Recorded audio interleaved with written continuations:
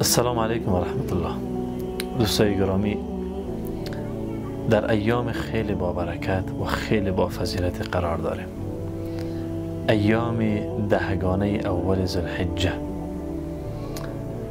رسول ما صلی الله علیه و سلم درباره فضیلت 10 روز اول ذوالحجه می فرماید هیچ روزی وجود ندارد که در آن اعمال نیک با ارزشتر و با فضیلتتر از این روزها در نزد الله متعال باشد.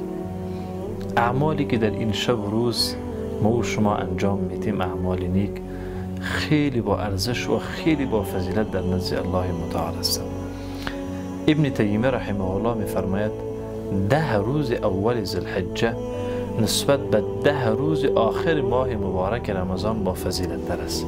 البته روزهای آن، اما 10 شب آخر ماه مبارک رمضان نسبت به شبهای ذوالحجه با فضیلت تر است.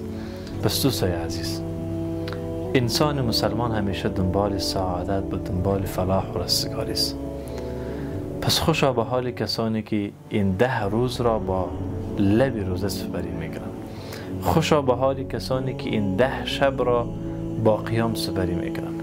خوشا به حال کسانی که در این 10 روز یک بار قرآن کریم ختم میکنند، تلاوت میکنند. و خوشا به حال کسانی که در این روزها زبانشان با ذکر الله متعال مشغول است. پس کوشش بکنیم که ما شما از این کاروان و از این سعادت بزرگ پس نمانیم. السلام علیکم و رحمت الله.